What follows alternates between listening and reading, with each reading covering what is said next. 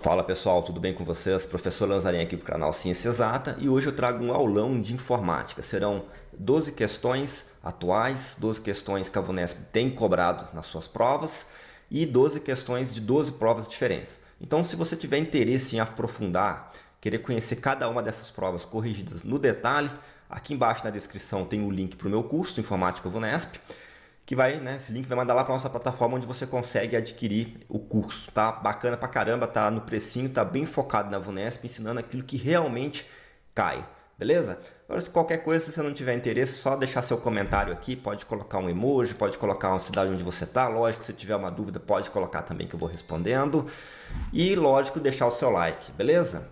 Então é isso, bora para a primeira questão. No Google Chrome versão 119, em sua configuração padrão, o atalho por teclado Tal fecha uma aba ativa dentro de uma janela, enquanto o atalho Tal permite reabrir a última aba fechada anteriormente na janela. Assinale a alternativa que preenche correta e respectivamente as lacunas do enunciado. Aí nós temos a alternativa A com Ctrl Alt T mais Ctrl T, a B com Ctrl Shift Q mais Ctrl Shift N, C com Alt F4, Alt F2, D com Ctrl F4 e Ctrl T, e por último Ctrl W e Ctrl Shift T na alternativa E. Bom, bastante atenção aqui na primeira, né? Porque ela pede um atalho para que você feche a aba ativa dentro da janela e não a janela. E qual que é o atalho por teclado que vai fechar a aba ativa dentro da janela e não a janela inteira?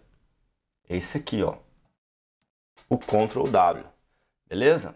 Enquanto o atalho que permite abrir ou reabrir, né? Reabrir a última aba fechada anteriormente na janela é aquele que sempre salva a gente, né? Quando você fecha alguma coisa sem querer, porque ele não só serve para reabrir a última aba fechada na janela, mas se você fechar a janela inteira, basta você clicar no navegador, quando abre a tela inicial ali, você dá um Ctrl Shift T, para você reabrir tudo que você fechou anteriormente.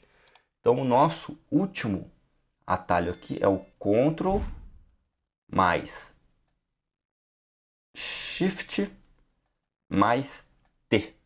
Nossa, ficou bem bagunçado aqui, mas vocês acompanharam o raciocínio, né? Então você está ali no navegador, deu um Ctrl W, fechou uma aba dentro da janela e quer reabri-la, Ctrl Shift T.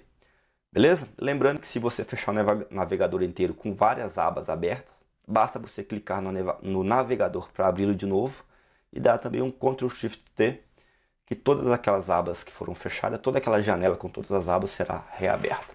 Então, resposta correta, Ctrl W para fechar a aba ativa na janela e Ctrl Shift T para reabrir a última aba fechada anteriormente na janela. Tem-se a seguinte estrutura de pastas exibida no explorador de arquivos do Windows 10, ambos em sua configuração original, com a pasta temp selecionada.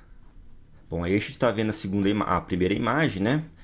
E fica fácil perceber aqui, ó, que a pasta está com essa barra mais escura, mostrando que ela está selecionada. Um usuário clicou com o botão principal do mouse na pasta Rejeitados, na parte lateral esquerda da tela, exibindo assim a seguinte imagem. Bom, mesma situação, só que agora com a pasta Rejeitados selecionada. Assinale a alternativa que indica a partir da imagem anterior qual pasta será exibida caso o usuário clique no ícone Voltar, representado pela seta para a esquerda e destacado com um círculo na imagem anterior. Então, nós estamos aqui, ó, o ícone Voltar está selecionado aí com um círculo em volta e é uma setinha apontada para a esquerda. Alternativa A fala em C barra, B, C, dois pontos, barra temp, a C fala que você vai voltar ali para arquivo morto, a D para documentos, e a alternativa E vai falar que você vai para aprovados. Bom, aqui na situação nós temos uma questão sobre hierarquia de pastas e essas imagens que a banca nos forneceu vai ser bastante importante para a gente entender um pouquinho sobre a hierarquia de pasta. Quando a gente fala em hierarquia de pasta, a gente está falando em níveis, pastas uma dentro das outras. Então, se nós pegarmos aqui na primeira imagem, veja só, temp está diríamos, num primeiro nível, tá? Dentro dela nós vamos ter arquivo morto, que estaria num segundo nível. Dentro de arquivo morto, nós temos a pasta documentos, que seria um terceiro nível. E dentro de documentos nós temos duas pastas no mesmo nível, que seria um quarto nível, entendeu? Então, aprovados e rejeitados estão dentro de um quarto nível, que é abaixo de documentos. Por sua vez, documentos está dentro, então abaixo de arquivo morto, que por sua vez está num nível abaixo, né, ou dentro da pasta temp. E nós temos aqui em cima algumas opções para se movimentar nessas pastas. As setas para voltar da questão e para avançar. Essas duas, elas irão para frente ou para trás na ordem com que você clicou na pasta. Então, nós estávamos dentro de temp. Aí o usuário, sem respeitar a hierarquia, e naturalmente não havia necessidade nenhuma disso, ele vem de temp para rejeitados, beleza? Então ele sai de temp e vai para rejeitados. Tranquilo? Ao clicar no botão voltar, ele volta para aquela pasta que ele estava antes. Temp, beleza? Então ele sai de rejeitados aqui e volta para temp. Se ele clica mais uma vez para avançar, ele sai de temp e vai para rejeitados. Entende? Então a gente tem as setas, os ícones de avançar e voltar na ordem com que você abriu cada pasta, acessou cada pasta. Já essa setinha para cima, ela tem a ver com a hierarquia. Se eu estou em rejeitados, né, vamos usar a imagem aqui de baixo que a gente já sujou bastante de cima. Se eu estou em rejeitados, que está aqui naquele quarto nível, junto com aprovados, e eu clico na setinha para cima, ela volta ao nível. Então eu venho para documentos, tranquilo? E se dentro de documentos eu clico novamente para cima, eu vou para outro nível, o nível anterior, o nível mais acima, que é o arquivo morto.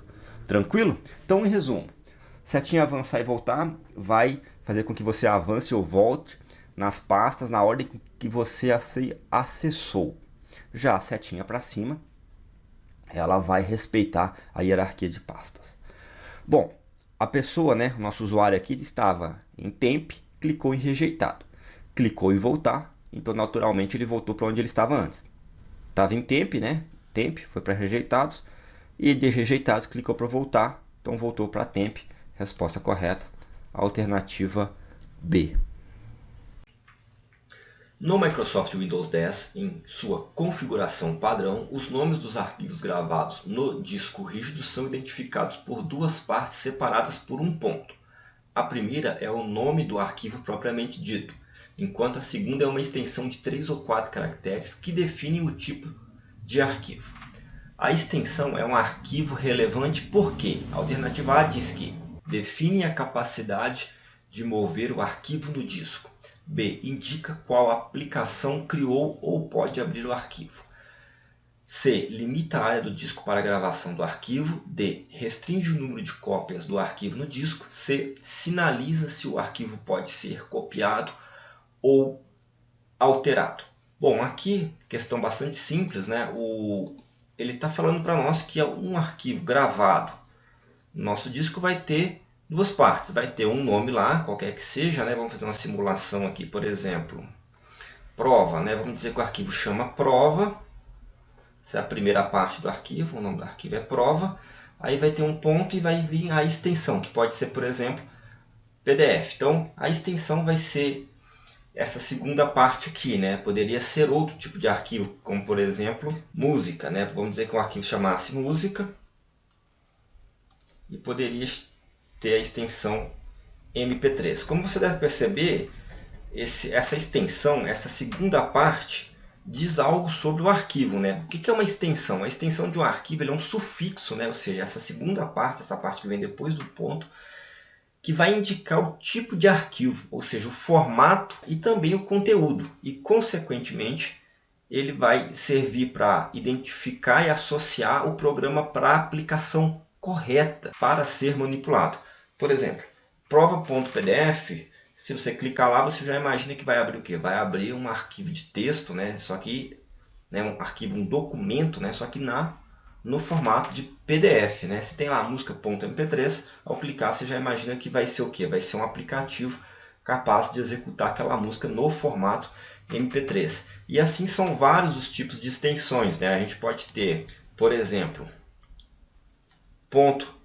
.png para arquivo de imagem, .jpeg para arquivo de imagem também, .txt para arquivo de texto, dentro ainda de arquivo de texto, .doc, ou seja, vários tipos de extensão. Tá? Então, como foi falado aqui, vai indicar o tipo de conteúdo e também o programa correto para que possa abrir e manipular aquele arquivo.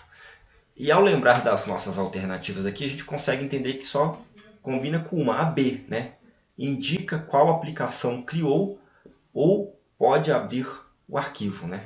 Alternativa B, porque indica a aplicação do arquivo que pode abrir o arquivo, exatamente de acordo com aquilo que nós discutimos aqui. As outras, né? Definir capacidade de mover o arquivo no disco, limitação da área do disco para gravar o arquivo, restringir o número de cópias, sinalizar se o arquivo pode ser copiado ou alterado, são alternativas tão distantes da realidade que, sinceramente, eu não entendi nem por que a banca colocou aqui. Né? Definitivamente, a funcionalidade dessa segunda parte, esse sufixo no nome do arquivo está descrito na alternativa B. Beleza? Resposta correta, então, alternativa B. No Microsoft Word 2016 foi criada uma tabela 2x2, ou seja, 2 colunas e 2 linhas, que posteriormente teve suas células preenchidas com valores aleatórios conforme mostra a figura a seguir. Então você está vendo aí 2 colunas, né, e 2 linhas. A primeira linha tem o número 2741, a segunda linha tem o número 33 e 05. Vocês podem perceber que tanto o número 41 e o número 05 estão em negrito, enquanto o 33 está em itálico. Um usuário selecionou essa tabela e copiou Ctrl+C e colou Ctrl+V em outro documento do Microsoft Word 2016. Ao colar, escolheu a opção de colagem manter somente texto. Considerando que a estrutura da tabela se refere às grades das linhas e colunas, o conteúdo textual aos valores contidos dentro das células e as formatações às alterações no conteúdo textual como itálico e negrito, assinale a alternativa que explica corretamente como ficou a tabela no novo documento na qual foi colada. Perceba que a questão ainda reforça. Considerando que a estrutura da tabela se refere às grades e linhas e colunas, o conteúdo textual aos valores contidos dentro das células. E as formatações, naturalmente, vai ter a ver com as alterações do conteúdo do texto, no caso negrito e itálico. Então nós temos estrutura, as linhas, né, da coluna, o texto, que são os números em si, e as formatações, o negrito, o itálico. Beleza? E outra formatação que porventura viesse ter. Ou seja, a banca deu uma ajudada aqui se você presta atenção. Então, ao colar, e ele escolheu manter somente texto. Gente, vai manter o quê? Aqui é bem intuitivo, manter somente texto. Lá embaixo, o conteúdo textual aos valores contidos dentro das células. Beleza? A alternativa A fala conteúdo textual e a estrutura da tabela foram colados, porém não as formatações. Falso. E a gente viu isso no enunciado. Tá? A estrutura não faz parte do texto. Bom, a B também está errada porque fala a tabela foi colada, incluindo as formatações. Falso. A gente fala aqui colar somente texto, né? E somente o texto vai ser colado, excluindo as formatações e também as estruturas da tabela que se referem às grades de linhas e colunas, como está no enunciado. A alternativa C fala apenas o conteúdo textual das células foi colado, sem a estrutura e sem as formatações. Correto, alternativa C, beleza? Nenhum dado da tabela nem sua estrutura foram colados, não faz o menor sentido. E a alternativa E, por último, ela fala o seguinte: a estrutura da tabela foi colada, porém sem os valores contidos em suas células. Isso aqui é exatamente o contrário do que deveria acontecer. E eu insisto, manter somente o texto nesse caso é bem intuitivo. Vamos dar uma olhada nessa situação aqui no Microsoft Word para ficar ainda mais claro. Bom, então temos aqui um documento de Word, né, com a tabela exatamente como a da nossa questão, né? E eu vou fazer o seguinte, eu vou selecionar toda a tabela aqui vou dar um Ctrl C, vou dar um Ctrl O para abrir um novo documento, vou dar um Ctrl V.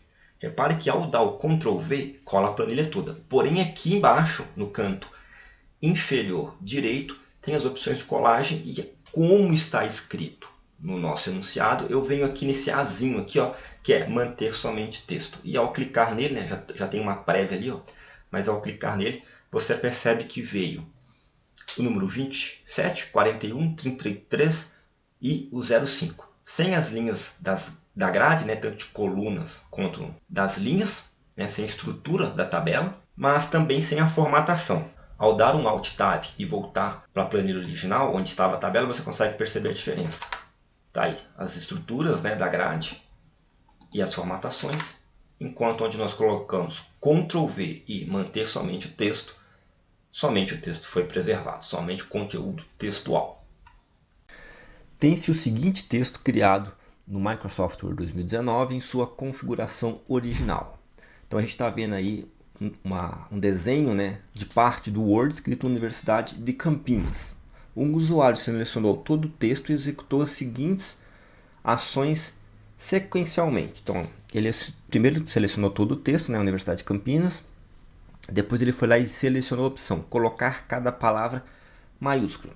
Depois ele foi lá e selecionou a opção alternar maiúsculas e minúsculas. Aqui ele está utilizando uma ferramenta bastante importante, tá? Que a banca cobra sempre, que é esse ícone aqui com um Azinho maior, né? Maiúsculo e um minúsculo. O nome desse ícone, né, dessa ferramenta é maiúsculas e minúsculas. E ele vai fazer basicamente essas 5 funções que está aí, ó. Primeira letra da frase em maiúsculo. Tá? Então, ao selecionar essa opção, você vai fazer o quê? Você vai colocar a primeira letra da frase em maiúsculo. Então, por exemplo, na Universidade de Campinas aqui, apenas o U ficaria em maiúsculo. Tá? Já minúsculo coloca todo o texto em minúsculo. Nesse caso, Universidade de Campinas estaria com todas as letras em minúsculos. Maiúscula faz exatamente o contrário. Maiúscula coloca todo o texto em maiúsculo. Então, Universidade de Campinas ali, estando tudo em maiúsculo, permaneceria tudo em maiúsculo. Aí eu vou pular aqui para alternar maiúsculos e minúsculas, tá? Porque esse aqui é bem tranquilo. Vamos dizer que a gente tem um texto que é um A grande e um A pequeno. Ao selecionar um A maiúsculo e um A minúsculo, né? Para falar de maneira correta. Ao selecionar isso aqui e clicar em alternar maiúsculos e minúsculos, o primeiro A que está maiúsculo fica minúsculo. O segundo A que está minúsculo fica maiúsculo. Beleza? Então, se eu fosse alternar aqui na Universidade de Campinas, tudo ficaria minúsculo. Beleza? E aí a gente tem colocar cada palavra em maiúsculo, que na minha opinião é a menos explicativa, mas não raro a banca cobra. Colocar cada palavra em maiúsculo significa que vai colocar a primeira letra de cada palavra em maiúsculo. Uma péssima forma de escrever, eu concordo, mas é assim que está lá. Então, por exemplo, Universidade de Campinas, a primeira coisa que ele fez foi colocar cada palavra em maiúsculo. Isso fez o seguinte, como eu disse, colocar cada palavra em maiúsculo significa a primeira letra da palavra em maiúsculo. Então, ficaria assim. Tranquilo? Ou seja, a primeira letra de cada palavra em maiúsculo. O D tem que ser maiúsculo também aqui, tá? Então, o U, o D e o C, né? A primeira letra de cada palavra em maiúsculo.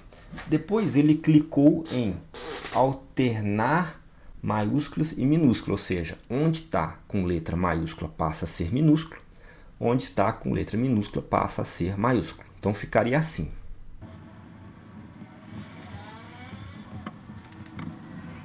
Beleza? O U que estava maiúsculo passa a ser minúsculo, mesma coisa com o D que estava maiúsculo e o C de Campinas. Já as outras letras que estavam em minúsculo passam a ficar em maiúsculo. E a nossa resposta correta está aqui na alternativa E, beleza? Universidade de Campinas, com as primeiras letras de cada palavra em minúsculo. Por quê? Porque primeiro colocou cada primeira letra da palavra em maiúsculo, depois alternou, ficando assim a primeira letra de cada palavra em minúsculo e as demais em maiúsculo. Beleza? Alternativa correta, alternativa E. Bom, temos aí o texto Universidade de Campinas no Word, igual lá na nossa questão. Vou selecionar todo o trecho. Vamos fazer igual foi feito lá. Primeiro, colocar cada palavra em maiúsculo. Aí você vê que a primeira letra de cada palavra ficou em maiúsculo. E depois ele vai e coloca alternar maiúsculos e minúsculos. E nós temos aí a nossa resposta. O U de universidade, o D de D e o C de Campinas em minúsculo. E o resto das palavras em maiúsculo. Beleza? Selecionando aqui. Primeira palavra da frase em maiúsculo, só o U de universidade. Tudo minúsculo nas minúsculas. Tudo maiúsculo com as maiúsculas. Colocar cada palavra em maiúscula, nós já vimos aqui. Primeira letra de cada palavra em maiúsculo. E alternar maiúsculos e minúsculos. Observe a planilha a seguir, elaborada por meio do Microsoft Excel 2016 em sua configuração original. Bom, planilhinha simples ali, né? 3 colunas, colunas A, B e C. E 6 linhas amostras, tendo dados da linha 1 até a linha 5. O valor retornado pela fórmula igual conte-se intervalo de 1 a C5, com o critério, né, maior que A3 a C5, terceiro maior. Ao ser inserido na célula C6 é 4, 3, 1, 5 ou 2. Bom, vamos entender aqui o que é cada uma dessas funções. A primeira função aqui, conte-se, né? Começa lá, igual todas, igual, né? Chama a função conte de contar se, né? Se é o quê? Uma condicional. Então, abre parênteses e define o intervalo dela. Vai de A1, ou seja, dessa célula aqui, que é a interseção da coluna A com a linha 1, 2 pontos, né? Que a gente chama aqui de até, vai até C5. O que é C5? Interseção da coluna C com a linha 5. Ou seja, na prática está pegando todas essas células aqui com dados, beleza? E aí a gente põe um ponto e vírgula para fechar o intervalo e coloca o caractere, né? Conte-se maior que tal número, né? Só que aí a gente não tem esse número. A gente tem o quê? A gente tem a função maior. Então vamos entender a função maior e depois a gente volta lá na conte-se. Função maior, né? Bastante utilizada pela banca VUNESP. Ela vai ter o seguinte: maior, né? Sinal de igual, chama a função maior, abre parênteses e define o intervalo. No nosso caso aqui pegou A3 até C5, beleza? Então presta atenção que agora, deixa eu trocar aqui. Para a função maior, não é todo o intervalo como foi conte-se. Pega de A3, ou seja, interseção da coluna A com a linha 3. E vai até C5, aí sim coincide o final aqui. Então a função maior vai pegar aqui, dentro desse verdinho aqui. Vamos delimitar bem aqui, beleza? Aí o que acontece? Vai ser o que? A função maior traz o maior? Não necessariamente. Você coloca um ponto e vírgula para encerrar o argumento, né? E escolhe um índice, um grau. No caso, 3 quer dizer o quê? O terceiro maior. Então vamos entender aqui qual que é esse número. Bom, qual que é o maior aqui nesse intervalo? Aí nós temos 1, 3, 2, 4 e 5. O maior é o 5, beleza? Então está aqui o primeiro maior. Qual o segundo maior? É o 4. Seria se nós não tivéssemos outros 5, tá? Então nós temos um segundo 5 aqui, então ele é o segundo maior. Qual que é o terceiro maior? Bom, sobrou só o 4 aqui na sequência, né? Então, o quarto é o terceiro maior. Beleza? Então, temos aqui o resultado da função maior, que é quarto. Então, conte-se maior que 4, fecha aqui. Nós temos que contar aquilo que é maior que 4, no intervalo de A1 até C5. Agora eu vou dar uma limpada aqui, né, para a gente focar somente no intervalo da função C5, né? Bom, a gente vai contar aqui de A1 até A5. O que é maior que 4? Vamos lá. 2 não é, 3 não é, 1 também não, nem esse 4, nem esse 3, nem esse 4. A gente tem aqui o 5, corta 1, corta 3. A gente tem esse 5 aqui, corta 1, corta 2. No final das contas, conte-se de A1 até C5 maior que 4. O que a gente tem maior que 4? 2 5, ou seja, a gente tem 2, porque ela não vai trazer o 5, ela vai contar quantos caracteres maior que 4 a gente tem. E a gente tem apenas 2 caracteres maior que 4, que são o 5 que aparece pela primeira vez e o 5 que aparece pela segunda vez. Beleza? Resposta correta, então, está aqui na alternativa E. Agora vamos verificar tudo isso no Excel para ficar mais claro. Bom, então vocês estão vendo o Excel aí na tela, né? Vou dar um zoom aqui, vocês percebem que são os números lá da questão, né? A fórmula está aqui na célula C6, né? Fazendo direitinho não faz diferença, né? Se você colocasse na B6, na C6, na D1, isso pouco importa, né? Mas vamos fazer igual lá na questão. Então, ela começa com igual, aí vem com cont.c, abre parênteses, seleciona todo o arquivo, né, que vai de A5 até C5, ponto e vírgula para encerrar o argumento do intervalo, né? Aí a gente coloca a função maior, abre parênteses, seleciona o intervalo, aí diferente, né? Ele vai de A3 até C5, ponto e vírgula para encerrar o argumento do intervalo, escolhe o grau, né, de maior, que é o terceiro maior. Aí eu coloco um parênteses para fechar a função maior, vocês estão vendo ele em vermelho, e mais um parênteses para fechar a função cont.c, vocês estão vendo ele aí em preto, igual lá no início da função cont.c. Do Enter nós estamos com o nosso 2 aí, beleza? Então, tranquilo. Mas vamos dissecar isso aí. Vamos ver como a função maior traria o 4. Vamos lá, escrever aqui ó, na célula A7 a função maior, abro parênteses, né? Seleciono lá o intervalo A3 até C5, encerro o argumento do intervalo colocando um ponto e vírgula, escolho o índice 3, né? O grau 3, fecho parênteses e vai ter que trazer um 4 para nós, porque a gente já olhou lá que o terceiro maior é um 4. Beleza?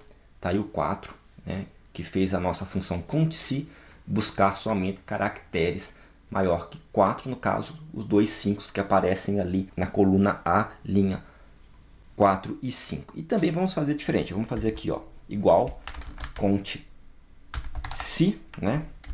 Selecionamos o intervalo todinho lá, e em vez da gente colocar, né, encerra o argumento ali com ponto e vírgula, em vez de a gente colocar a função maior, vamos colocar direto o resultado dela, que é o 4.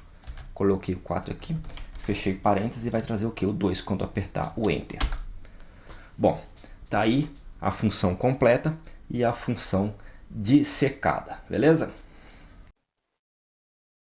Uma questão de Excel.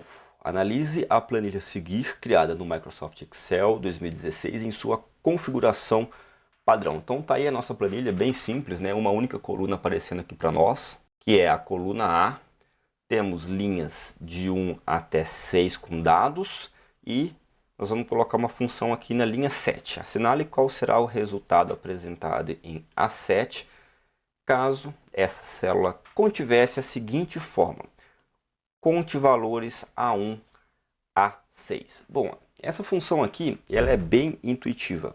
O que vem na sua cabeça que a gente fala conte valores? Contar valores, não é não?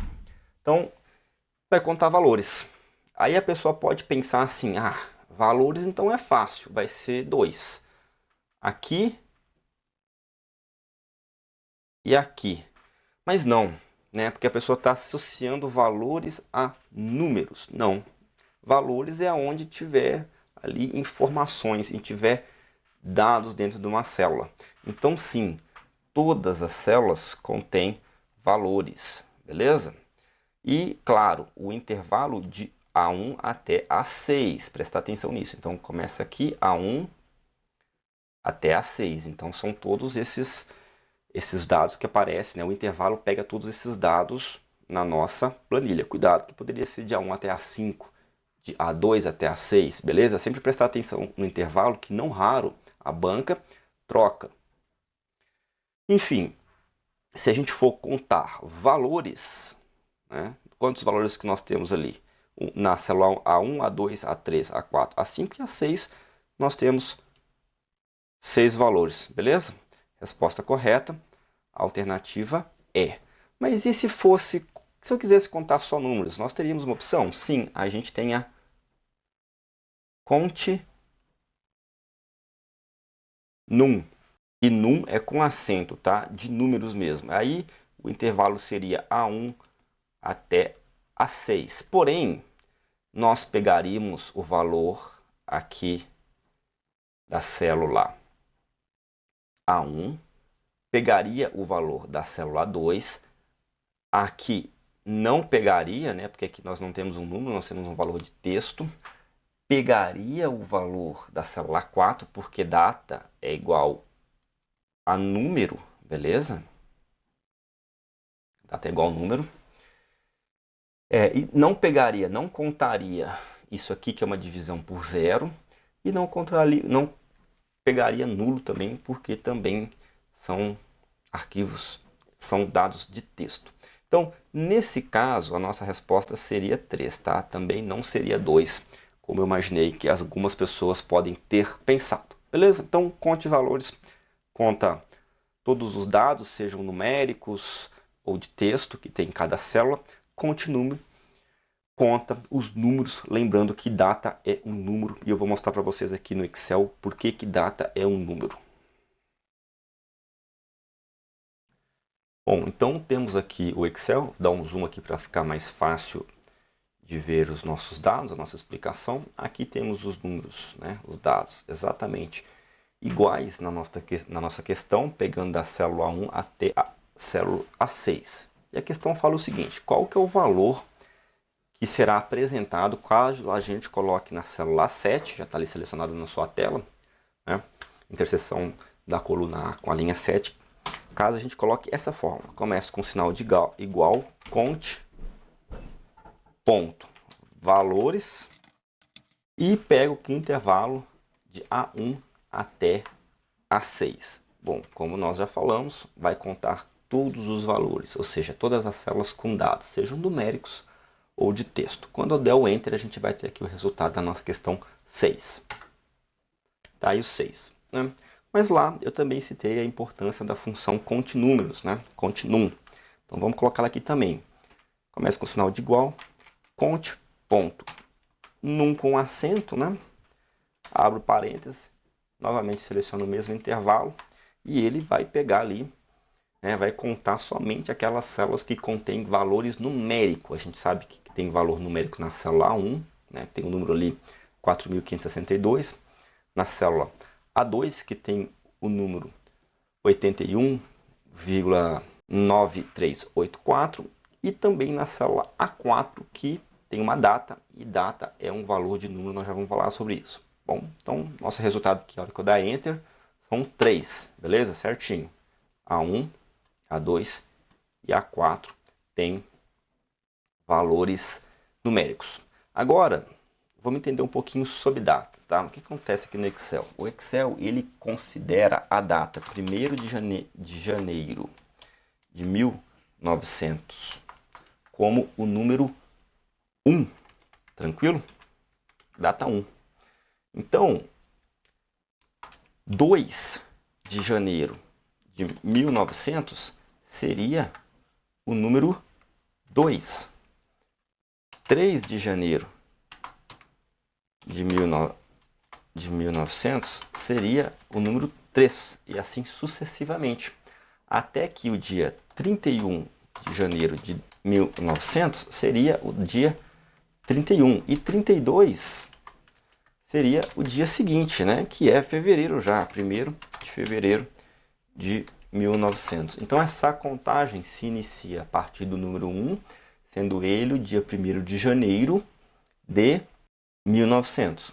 Então esse dia aqui, ó, 3/4 de 2010, também é um número nessa sequência, contando quantos dias tem do dia 1º de janeiro de 1900 até 3 de abril de 2010. Tranquilo? Então eu vou colocar um sinal de igual aqui, ó, vai vir a data, porém preste atenção. Como eu coloquei pelo formato do número, né, 2 números, barra, 2 números, barra, 4 números, o Excel na hora entende que é uma data. Porém, se eu vir cá e colocar um número, nós temos aqui o número, ó. é o dia de número 40.271, beleza? Então se eu vir aqui, ó, selecionar todas essas datas aqui, ó, tá tudo como data. Se eu colocar isso aqui como número, tudo isso aqui vai virar número. Beleza? Vou tirar o número aqui depois da vírgula.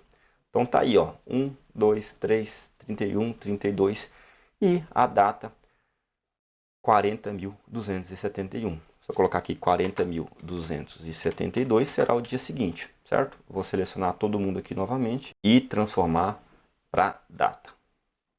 Bom, tá aí. E vocês conseguem perceber que um número a mais significa um dia a mais. 3 de abril, um dia a mais, 4 de abril. Então agora vamos falar de PowerPoint. A imagem a seguir apresenta dois efeitos de tal disponíveis no Microsoft PowerPoint 2016 em sua configuração padrão. Aí você vê os dois ícones, um apagar, setinha para a esquerda, e um dividir com uma setinha para a esquerda e uma para a direita. Assinale a alternativa que preenche corretamente a lacuna do enunciado. A imagem a seguir apresenta dois efeitos de animação, transição, apresentação de slides, fontes ou design. Bom, primeira coisa aqui, design, a gente já corta por design representar um padrão pré-estabelecido de layout, não tem nada a ver com ícones, beleza? Fontes aqui eu não entendi, mas talvez seja o grupo fonte, onde a gente vai trabalhar com as fontes do slide. A gente escolhe o tamanho de fonte, a gente escolhe a fonte em si e também formatações do tipo taxado, negrito, itálico, sublinhado. Não é isso. Também não é apresentação de slide, beleza? Apresentação de slide tem um íconezinho assim, ó, que nada mais é que um flip chart, se eu não me engano, tá? Ou na verdade nem é um flip chart. É aquelas telas para apresentação que você puxa para baixo, tranquilo? Aquelas telas com material claro, branco, né? E bom, apto para receber uma projeção. Então isso é apresentação. E a gente pode ficar entre animação e transição. Aí primeiro eu gostaria de lembrá-los que animação serve para a gente colocar uma animação e um objeto inserido na nossa apresentação. Por exemplo, uma animação de entrada. Você está apresentando ali seu slide e aí você quer que aquele objeto surja, né, no seu slide que está ali exposto no momento. Então você vai colocar ali uma animação de entrada. Se você quer que o objeto saia, uma animação de saída.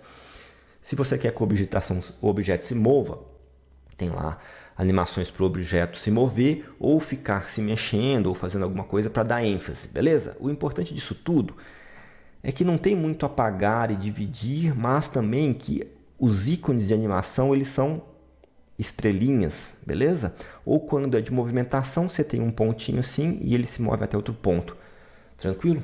Então sim, sobrou para nós transição. Nossa resposta é transição. Resposta correta, alternativa B. Por quê? O que é a transição? A transição eu tenho o slide 1, por exemplo. Eu quero passar para o slide 2. Mas eu não quero que saia o 1 e entre o 2. Eu quero que aconteça algum efeito. E um dos efeitos pode ser apagar o slide 1. Beleza? Ou dividir o slide 1 e surge o 2.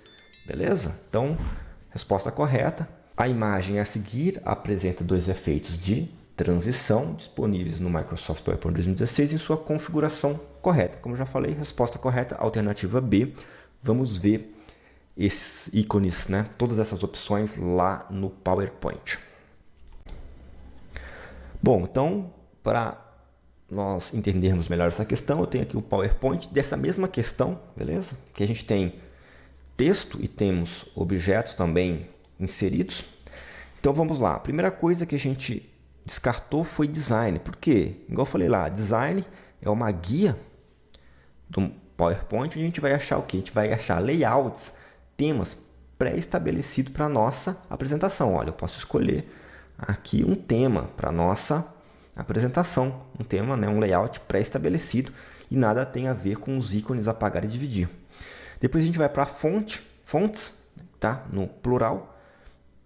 A gente tem até o grupo fonte aqui na página inicial, onde a gente consegue escolher a fonte do nosso texto, o tamanho, algumas formatações especiais, e a gente não vê absolutamente nenhum ícone, nenhum botão similar a esses botões de apagar e dividir.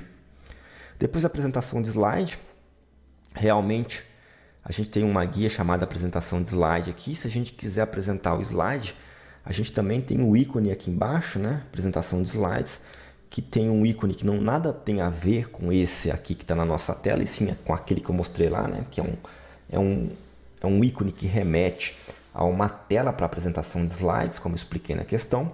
E depois a gente vai ter transição e animação. E aí eu fui primeiro em animação, né? Expliquei o que é animação, justamente para descartar, que é um efeito que você pode colocar num objeto, por exemplo, para apagar e dividir aqui, vocês conseguem perceber que é uma imagem só.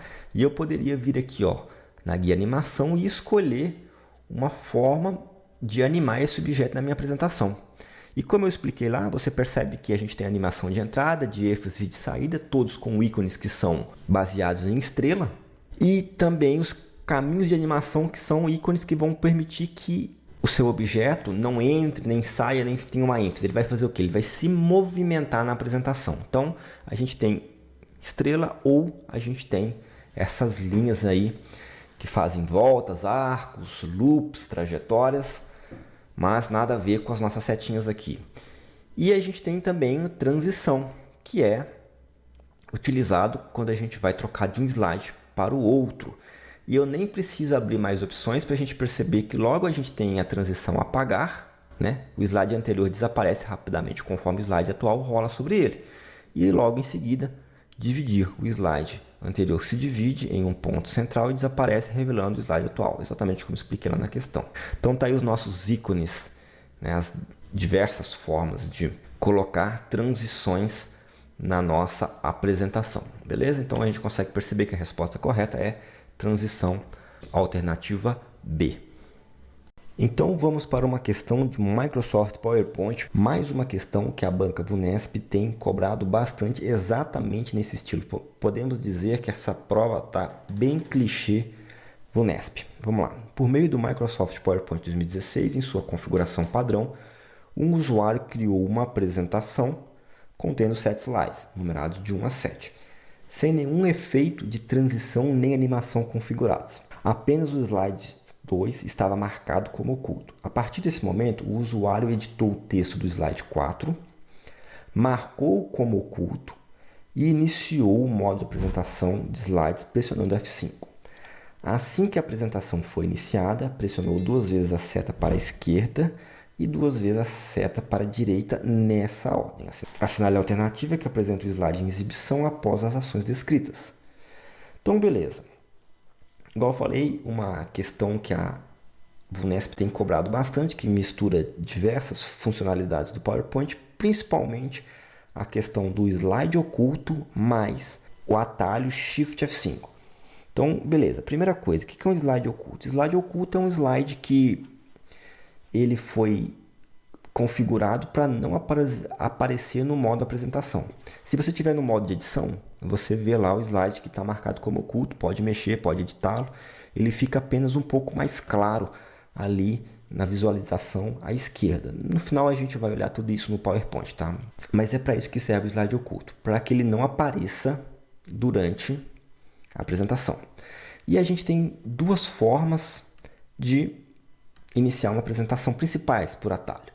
A primeira é F5, você tecla F5, a apresentação começa lá do primeiro slide.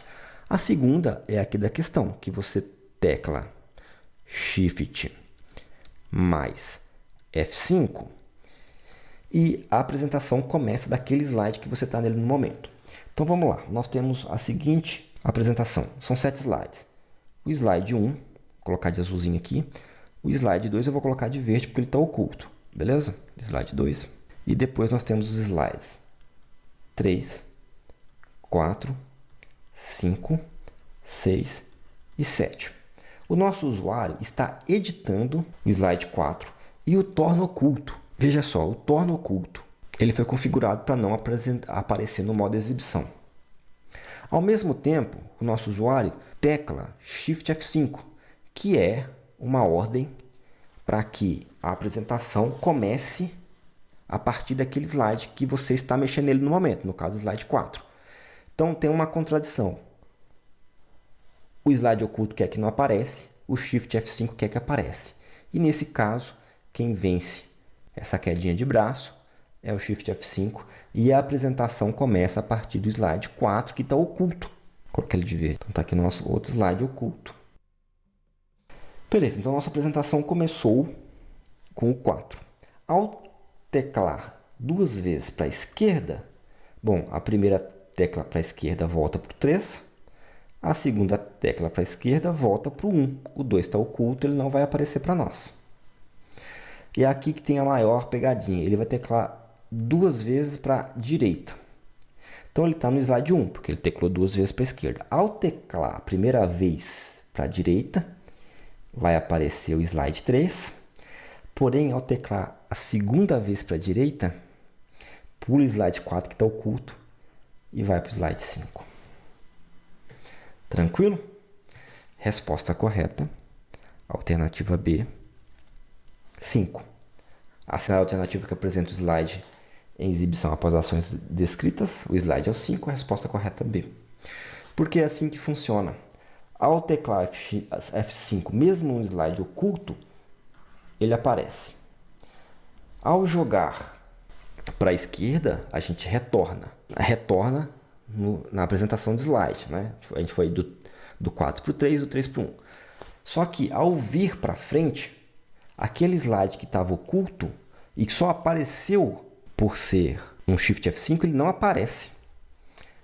É sério isso. Vai do 1 para o 3, do 3 para o 5. Beleza? Agora, se nós estivéssemos no 5 e teclássemos novamente para a esquerda, o slide 4 apareceria. Beleza? Então, o slide oculto ele não aparece na apresentação normalmente. Se você está no slide oculto e tecla Shift F5, a apresentação começa a partir dele. Porém, se você retornar à apresentação e depois precisar avançar, ele não vai aparecer, ele vai ficar como oculto. Mas, se você passou por ele, igual aqui, a gente foi do 3 para o 5, e quiser retornar, voltar para a esquerda, ele aparece. É estranho, mas é assim que funciona e a banca tem cobrado bastante. Vamos ver isso no PowerPoint agora. Então, temos aqui uma apresentação com 7 slides. De maneira didática, eu coloquei cada um número, né? Então, tá aí, 7 slides. Então, vamos lá. O que acontece aqui no slide 2? Ele está oculto. Vamos ocultar aqui só para lembrar como é que faz. Cliquei aqui, selecionei o slide 2, cliquei com o botão de fora do mouse. Fui lá no finalzinho da lista, ocultar slide. Então, o slide 2 está oculto, exatamente como lá na nossa questão, beleza? O que o usuário fez? O usuário veio aqui no slide 4, editou ele e colocou ele no oculto também. Vamos lá, clica com o botão do lado de fora do mouse, vem cá e escolhe a opção ocultar slide. Então, nós estamos como estava o nosso usuário, slide 2 e slide 4 oculto. Porém, a partir do slide 4, ele tecla Shift F5. Eu vou teclar Shift F5 aqui e vocês vão ver que a apresentação vai começar a partir do slide 4. Então, Shift F5. Então, está aí na sua tela, no modo exibição, né? Modo apresentação, slide 4. Aí ele vai teclar duas vezes para a esquerda, ou seja, duas vezes para retornar, para voltar na apresentação. Então, vamos lá.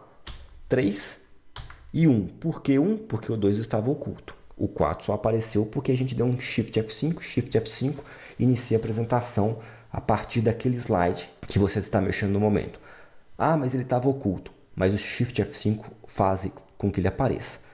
Depois, o nosso usuário teclou duas vezes para a direita, que significa avançar na apresentação. Então, na primeira vez que ele teclou, vai pular o 2 e vai para o 3. Naturalmente, o 2 está oculto. Porém, apesar do 4 ter aparecido, ao teclar novamente para a direita, ele não vai aparecer, vai pular para o 5. E está aí a nossa resposta. Então, está aí o 5, né? Se eu voltar, ó, 4, 3, 1. Se eu avançar, 1, 3, 5, pulo 4, tá vendo? 5, 6, 7, ó, 7, vou voltar, 6, 5, 4, 3, 1, 1, 3, pulo 4, vai para o 5. Tranquilo? Então, em resumo, aparece o slide oculto se você teclou sobre ele um Shift F5, mas ao avançar na apresentação ele não aparece, ao retornar ele aparece. João organizou uma reunião virtual não recorrente com Paula e Ricardo por meio do Microsoft Teams. No horário agendado, apenas João e Paula se conectaram durante a reunião. João convidou Pedro para participar e este aceitou o convite e se conectou. Depois disso, João compartilhou informações através do chat da reunião. Finalmente, João, Paulo e Pedro se desconectaram, finalizando assim a reunião. Considerando que todos possuem a mesma versão do Microsoft Teams em sua configuração original, que todos estão dentro da mesma organização e que todos usam desktop, assinale a alternativa que indica quem terá acesso às informações do chat da reunião imediatamente após ela ser finalizada. Bom, aqui essas informações são bastante importantes, tá? Considerando que todos possuem a mesma versão do Teams, configuração é original, todos estão dentro da mesma organização, beleza? Isso é muito importante, essa palavra é muito importante. Bom, o Microsoft Teams ele funciona da seguinte forma quanto a reuniões. Ali no nosso caso, o João que organizou a reunião. Então ele enviou ali, né, primeiramente um convite para Paulo e Ricardo. Vou contar uma coisa para vocês. Quando se organiza uma reunião, o chat fica disponível antes mesmo da reunião acontecer. Desde que essas pessoas sejam da mesma organização, beleza? Então, se é uma empresa, vamos dizer que os três ali, e é o caso, os três ali, depois 4 com o Pedro, são da mesma organização. Então, o João mandou convite para 2 primeiro, Paulo e Ricardo. Se Paula e Ricardo quisessem entrar com alguma informação no chat antes da reunião começar, seria possível. A pessoa vai lá no calendário, ela acha lá o bate-papo com os participantes e pode começar a inserir informações nesse chat. E essas informações elas ficarão visíveis antes da reunião. Naturalmente, aqueles que receberam o convite vão ver as informações postas ali. Vão ficar visíveis durante a reunião e vão ficar visíveis depois da reunião. E isso para todos aqueles que receberam o convite. No caso do Pedro, o Pedro ele não estava participando. Então, se alguém tivesse inserido informações antes, ele a princípio não teria informações. Teria acesso às informações, né? Mas como o Pedro ele é conectado durante a reunião, ali na hora, e como ele é da organização, ali na hora ele passa a ter acesso às informações do chat. E quando acabar a reunião, Pedro continuará tendo acesso, beleza? Tudo isso porque ele foi convidado sendo da organização. Se ele fosse uma pessoa de fora da organização, ele teria acesso temporário, enquanto ele estivesse dentro da reunião, aquelas informações postas depois que ele entrou. Ao sair da reunião, ele não teria mais acesso, tranquilo? E também não teria acesso ao histórico. Isso se ele não fosse da organização. Quanto ao Ricardo, que não participou, ao final da reunião também terá acesso ao histórico. Lembre-se, ele está no convite. Então, antes mesmo de acontecer a reunião, ele já tinha acesso ao chat. Bastava ele entrar lá através do calendário da reunião, uma vez que a reunião não aconteceu ainda. Se ele ou alguém postasse informações lá, ele teria acesso. Durante a reunião, ele não aparece, mas não é o suficiente para ele ser, diríamos assim, punido. Isso não faz sentido, tá? O chat fica disponível para todos da organização que foram convidados. Nós vamos ter também uma questão de restrição quanto à quantidade de pessoas convidadas para a reunião, mas não é o nosso caso aqui, uma vez que essas restrições são para números muito grandes, centenas de pessoas. E aqui nós estamos falando de um total de 4 pessoas. Beleza? Em resumo é o seguinte: membros da organização convidados para o team, né, para a reunião do team, eles têm acesso total ao chat. Eles têm acesso antes, durante e depois da reunião. Lembrando que mesmo o Ricardo, que não participou, tem acesso depois da reunião e já tinha antes. Não participou do chat durante a reunião porque não estava nela. Convidados, ou seja, aqueles que foram chamados, né, eles podem participar do chat. Convidados de fora, eles podem participar, mas eles não vão ter acesso depois e naturalmente não teriam acesso antes também da reunião. E pessoas que receberam um link da reunião, elas não foram convidadas diretamente, elas receberam um convite ou foram adicionadas, né, por outras pessoas da reunião durante a reunião, ou seja, não é diferente daqui que o João que convidou Pedro, vamos dizer que a Paula convida uma outra pessoa, essa pessoa acessa a reunião, ela tem acesso temporário ao chat e depois, no final, ela não vai ter acesso ao histórico, tá? O acesso temporário. Convidados, acesso total. Pessoas que se juntaram de fora da organização têm acesso temporário. E pessoas que foram convidados por participantes, não pelo organizador, durante a reunião, têm acesso temporário também. Beleza? Então, voltando para as nossas questões aqui, a alternativa A fala que João, Paulo e Pedro apenas terão acesso durante a reunião, o que é mentira. Ricardo também vai ter acesso. Não é porque ele não participou que ele não vai ter, beleza? Ele já tinha acesso, inclusive, antes da reunião. Só que no nosso caso aqui não foi publicado nenhuma informação, mas ele tinha um acesso. Ele poderia ter entrado lá e colocado informação no chat antes da reunião, ou se alguém tivesse colocado, ele teria acesso. João e Paula, dos convidados originais, os únicos que participaram, também não tem nada a ver. João, Paula, Pedro e Ricardo, apenas verdadeiro, todos da mesma organização, beleza? Paulo e Pedro participaram da reunião, Ricardo não participou, mas foi convidado, então João é organizador, todos terão. João apenas não, todas as pessoas da organização também não, todas as pessoas da organização não, tá? Tem só aquelas que receberam o convite lá originalmente, né?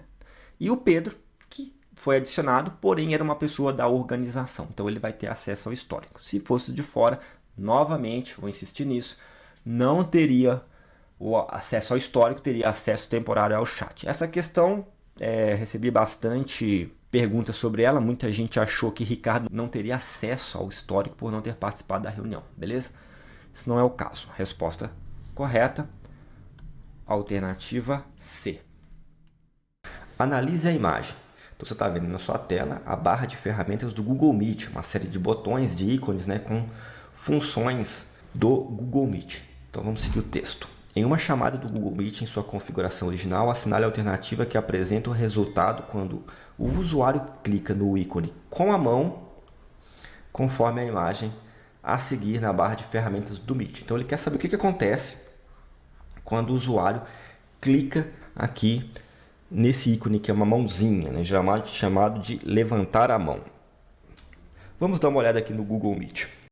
Então, pessoal, aqui vocês estão vendo na sua tela a interface do Google Meet, né? Eu abri uma reunião aqui, naturalmente não tem outros participantes, é só para que vocês possam visualizar como é que funciona a interface, né? No caso, eu estou usando ele no próprio navegador e a gente vê logo abaixo aqui a nossa barra de ferramentas que vocês observaram lá na questão. Então, o primeiro ícone aqui, vamos passar por todos, tá? Não vamos só falar sobre a resposta, não. O primeiro ícone que vocês estão vendo aqui é um microfonezinho. Ao aproximar, ele já vai dar a funcionalidade ali, ó. Como o microfone está ligado, ele vai servir para desativar o microfone, beleza? Posso escolher o microfone aqui também, né? Coloquei o padrão aqui. Aí, ó, desativei o microfone, liguei o microfone. Bastante intuitivo. Então, o ícone do microfone serve para ligar e desligar o microfone. Mesma coisa acontece com esse que tem a câmerazinha aqui. Eu posso ligá-la e desligá-la, tá? Nesse caso, eu não estou usando, a minha câmera está desligada. Por isso tem essa observação aqui em cima, um ponto de interrogação. Mas bastante intuitivo também. Um ícone com uma câmera vai servir para ligar e desligar a câmera. Aí a gente tem essa setinha para cima. Você percebe bem que é uma tela com uma setinha. Na verdade é um notebook com uma setinha para cima. E ele serve para compartilhar a tela. Ao clicar nela aqui, vai aparecer essa outra tela com as seguintes opções. Ó. Escolha o que compartilhar com o Google Meet. Aí está lá, o site terá acesso ao conteúdo da sua tela. Então eu posso tanto compartilhar alguma guia do Chrome, né? No caso eu tenho lá uma guia com WhatsApp, YouTube, o meu e-mail pessoal, Instagram e meu e-mail ali do canal abertos, beleza? Mas eu posso também clicar aqui para compartilhar uma janela ou a tela cheia, beleza? Então nesse caso eu posso escolher entre guia, janela ou compartilhar a minha tela mesmo, beleza?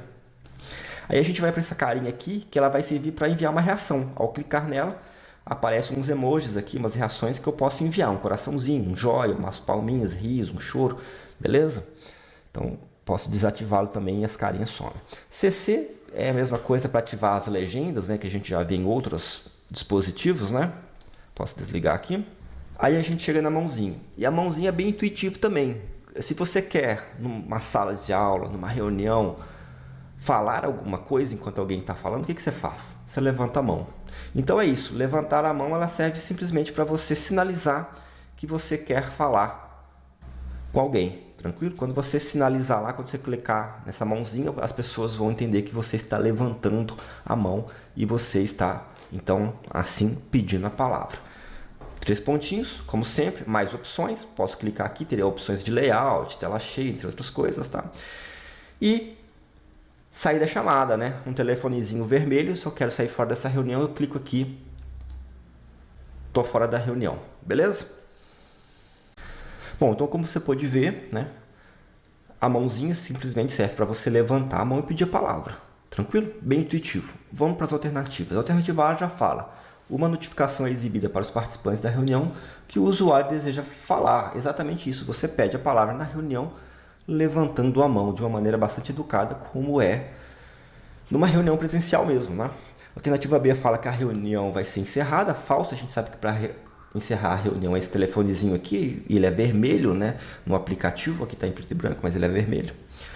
A alternativa C fala o microfone apenas dos demais participantes da reunião é desligado de forma nenhuma. A gente pede a palavra, não tem nada a ver com desligar os microfones das outras pessoas. A alternativa D fala o compartilhamento da tela apenas é interrompido, também não tem nada a ver. Se a gente quiser compartilhar nossa tela, inclusive, temos que vir nessa setinha para cima.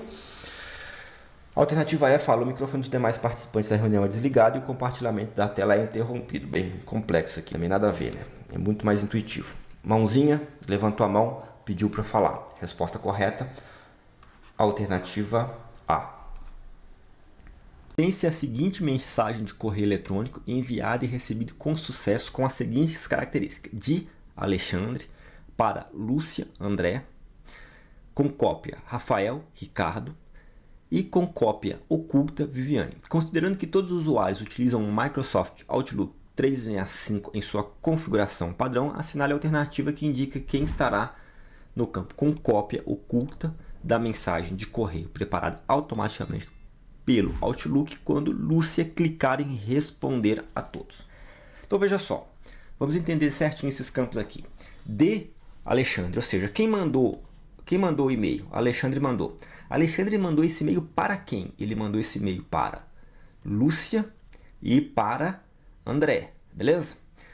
Então a informação é para esses dois. Porém, por algum motivo, Alexandre quis colocar Rafael e Ricardo em com cópia. O que isso significa? Significa que a mensagem não é para eles, mas por algum motivo Alexandre quer que Rafael e Ricardo tenham ciência desse conteúdo, desse e-mail que está sendo passado aqui para esses dois destinatários, Lúcia e André. Beleza? Então, até aqui, a coisa fica clara para todo mundo. Quem recebe o e-mail, recebe com essa caixinha aqui, ó. Vê esses campos preenchidos.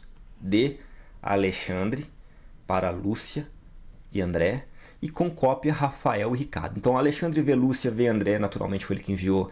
Lúcia e André sabe que foi Alexandre que enviou, sabe que Rafael e Ricardo estão em cópia. E Rafael e Ricardo vê Alexandre, vê Lúcia, vê André, ou seja, até aqui está tudo muito claro. Só que a gente tem aqui o com cópia oculta. Né? A Alexandre, por algum motivo, quis que Viviane estivesse em cópia, mas ela não queria que ninguém mais soubesse que ela está em cópia. Ou seja, ela vai ler o e-mail, ela vai ter acesso às informações, porém ninguém vai saber que Viviane está ali. Tranquilo? Então essa é a configuração do e-mail enviado. Beleza, o e-mail foi enviado, as pessoas receberam, aí Lúcia, ela vai clicar em quê? Ela vai clicar em responder a todos. Tranquilo? Ela vai colocar responder a todos. Quando ela colocar para responder a todos, significa que ela vai responder para Alexandre, beleza? Vai responder para André, Rafael e Ricardo estarão com cópia, não muda nada, todos esses vão receber a resposta de Lúcia. Porém, no campo com cópia oculta, não haverá nenhum nome. beleza? Porque como Viviane estava com cópia oculta, a intenção, a ferramenta é para que Viviane tenha acesso às informações e ninguém saiba que ela está ali. Se eu coloco responder a todos e aparece Viviane, ficaria muito fácil de descobrir quem está com cópia oculta. Então a ferramenta não deixaria de ser eficiente. Beleza? Então se você receber um e-mail e alguém está com cópia oculta, você não vai saber. Mesmo que você clique em responder a todos, o campo com cópia oculta ficará vazio naquela mensagem automática que o Outlook cria. Se você quiser colocar alguém na sua resposta em cópia oculta, beleza. Mas você não vai saber se a pessoa que te enviou o e-mail colocou alguém lá. E a nossa pergunta aqui, ela quer saber quem vai aparecer lá no com cópia oculta. Olha lá. Assinale a alternativa que indica quem estará no campo com cópia oculta da mensagem de correio preparada automaticamente pelo Outlook quando Lúcia clicar em responder a todos. Nenhum usuário, beleza? Alternativa correta, alternativa E. Nenhum usuário pelo motivo que eu já expliquei. Resposta correta, alternativa E. Então por hoje é isso, pessoal. Espero que vocês tenham gostado da aula. Se ficou alguma dúvida, coloca aqui nos comentários. Se tiver interesse em aprofundar, aqui na descrição está o link para os nossos cursos, não só o meu, mas todos do Ciência Exata. E não esquece de deixar seu like, beleza? Até a próxima!